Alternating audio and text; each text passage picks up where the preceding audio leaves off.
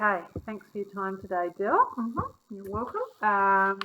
Your little survey you did said you're a high visual learner, but even higher kinesthetically, and you don't like listening much. Mustn't do no. So I think this activity will suit you because it's very visual. It's called Zoom In. So it's a strategy for trying to unpack student thinking. So this links with the Australian curriculum around critical and creative thinking, which is an area I was exploring a lot last year. And I learned that we can teach students all these kinds of different kinds of thinking. So some are creative when we have to pull things together. Justifying is a kind of critical thinking where you show or prove something to be right or wrong. We can use reasoning, it's another kind of thinking. Brainstorming is creative, reflecting, etc. Analysing. So we can teach kids about these different ways we think based on our purpose. Okay. I've also got this book here, Making Thinking Visible, and it's by Ron Richard. It's fairly in, and it's full of little, he calls them thinking routines. So little tricks and activities you can do that bring out student thinking, kind of make it explicit. Yeah. So what I want to show you is a strategy called Zoom In. I'm going to have a look on the slide here. Okay, so this routine asks learners to look at a part of an image really closely and develop a hypothesis about what's there. So I'm going to remove one tile at a time, and underneath will be an image. So along the way, the kids are guessing.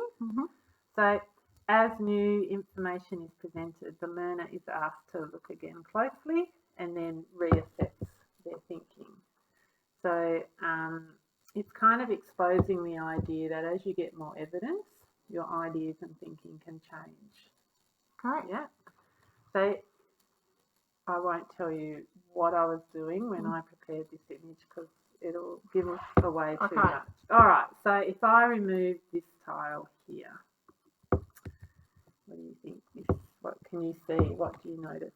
It looks like the top of a mountain peak, or could be something like Antarctica. Somewhere very cold. Why? Why do you say that? It looks like snow on a rock face. Okay.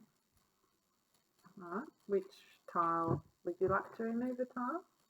Since you're a kinesthetic learner. All right. But not a very computerised one. I'm going to go. Click and drag. Shall I take it out? Yeah. It still looks a bit icy to me. Like that looks like ice, maybe rocks. That could be under the sea. I'm not really sure. So now you think, are you still thinking mountain or are you thinking? Possibly more likely, could be an iceberg. Okay, because you think this is looking like ocean. Okay. Yep. All right. So you see there how your thinking changed? Yep. Well, that didn't help very much. No. However, it could be deeper in the ocean. Good inferring because it gets darker as we go towards the bottom of the ocean. Okay. And there it looks like there's water. So it might be the tip of the iceberg up there. Okay. Yep. The tip of the iceberg, which is 10% above or something. I can't remember what the statistics I see. are. Yeah, 70% below or something. Yeah, so that would like be 30% above. All right. What tile now would be strategic for you to remove, do you think? For me to remove, I'm curious about this side. Okay. I'm wondering. So choose one of those. I'm still thinking it looks like an iceberg. So your thinking is starting to be confirmed. Are you It getting is more starting confident? to be confirmed. Yes. Yeah. But I'm wondering if there's a trick or not. What makes you think there might be a trick? sometimes these sorts of images are, I don't know, you have an idea in your head because you're thinking normal thinking, but if I think outside the square, maybe it's something that's just not in my head. So I'm going to go for this one, which I'm thinking would be not very helpful. And the middle one. Still thinking it's an iceberg. And this one. Right. I'm not even sure what that is now. It's a plastic bag. I wonder if I had it closer. My not very good eyes. It's very deceptive. Now that's one of those images. See, I wasn't expecting that. So I'm pretty sure. But you kind of knew not to expect it, which was interesting. Yeah. So it is very clever because it definitely looked like an iceberg. It had me totally convinced. But now I think it's litter and it's about pollution. Very sad. What might be the metaphor here or the analogy with the iceberg and litter? Well, litter's quite often unseen, I guess. We don't see it. It's in the ocean. We know it's there. We're only seeing a tiny part of it, which is very sad. That was fun. So I did this one when we did our plastics unit. Yeah, that's neat. Did they all think it was an iceberg or a mountain to start with? Yeah, everybody does. Yeah. No, it's clever. So, do you like the strategy? I do. So you could use it with your novel studies or book studies too. But I've got another example here. Are they easy to set up on the computer?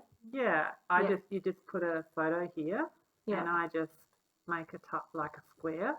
You go insert shape, click on a shape, it appears there like that, and you make it whatever size you want, and then I just copy and paste. Yeah, that works well. Yeah.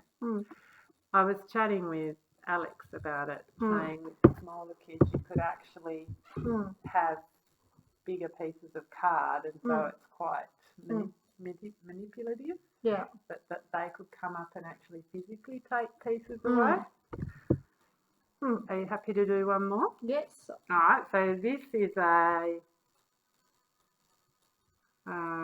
character from a book. Right.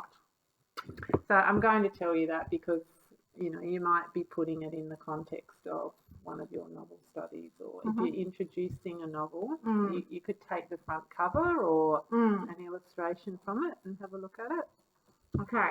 So do I get to choose which one this time? You do it. You're an adult. If I were with kids, I'd probably control it a bit. There you go. You picked. Anyway. So I still don't really know who it is. That's all right. It looks like one of those. It looks like a, what would you call it? Fantasy, possibly, or it could be historical novel. Good observation. Why do you say those two things? Fantasy, it just takes me back to, reminds me of those Del Toro Quest type ones. What is it about it that? Oh, it just looks like some guard that's going to be. Because why does it look like a guard? It looks like an evil guard. It looks like he's got chainmail on him. And historical fiction, like it could actually be. So not necessarily fantasy. It could be based on. Well, it could be historical. It could be based on someone that's a real person. And the chainmail is the clue, yeah, and the helmet. Does it look like a? Or what would you say that? It looks like it's going to be a helmet. Okay, so where would you go next? Over here. Ooh. So that's a bit different. This is a claw. So now I'm thinking along the genre of fantasy, because. Unless the person is set, well, fantasy, because if that is a live thing there and not a something dead draped over someone for protection. If it was live, I'm just thinking along the genre of fantasy, gold. Probably the helmet looks gold. So he's probably someone of esteem. Yeah. Muscly. Strong. Okay. Still looks like Genghis Khan. Okay, keep going. There's a bit more background there. Does your setting idea change, or is that No, you're Mongolia. still It could happy happen with in it? Mongolia. Yeah. He looks a bit like a Viking as well. Not really. I haven't got really good Viking knowledge. I'm not really sure. And this is a Greek god. I wonder if his name or something like one of those, or Greek or Roman. That's where my history is not very good. Yeah. Just from the wings. So he could be a god on top of the world. Do you know anything about a character that carries a hammer from either Viking or Greek history? If you tell me the name, I might do. It's actually Thor. Thor, yeah. Yeah. I have heard of Thor. So he is the god of thunder. Oh, there you in go. Viking history, and I used this image when I introduced. I can't remember the name of the book, but it was set in Viking times. It works really well.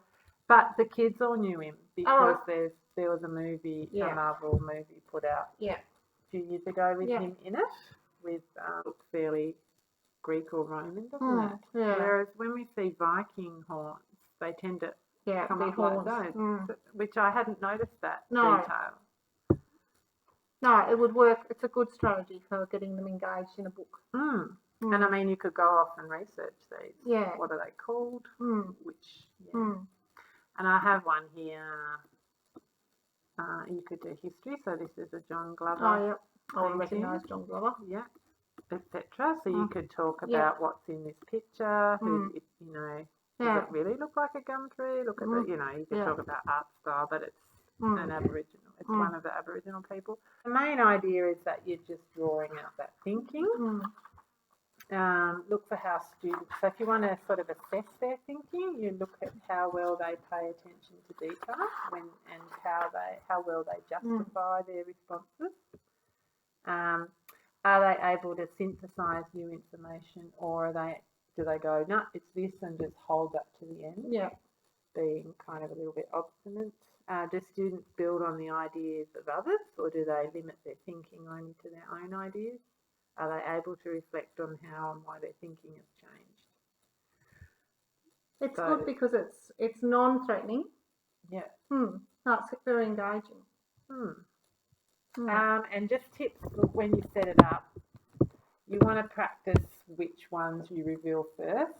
So when you took Thor's face away straight away, I went, oh, dull. I should have controlled that. Yeah. So you might want to practice that. So how can you order your reveals so that they challenge the thinking? And then challenge students to think of other situations where their thinking has changed as they have found out more about a situation. There's a bit of a planning tool there if you wanted it. You could do a little thinking journal. So you could record if you wanted to make it even more visible than discussion. Like reveal one, what do we see, what do we think? Yeah. You could do that in groups. All right. Do you have any questions? No, I don't. But I wonder whether you could there'd be things in maths you could do about. You could use it in maths. It suggests in the book using it for things like graphing. So you could reveal part of the graph and make some think what's the graph. That's a good idea. Yeah. Or where you take the labels out of graphs. Yeah. And so a classic one is rainfall. In say a northern hemisphere countries at the same time of year as and if they can see a pattern easily, then they can probably start to go, well, what goes down in January and what or temperature. Yeah. So if I have time, I may even use that tomorrow because they're a tough group. Right. And they need a little bit of something to get them thinking. Cool. Do you want me to send you this? Because you could just copy this slide, paste it here, and then just change the image. Yep. Well, even if you send me it, it will make me remember what to do. Yeah. All right. Yeah. No, it's good, Lou. Thanks, Bill. We can go off video now, can't we? We can.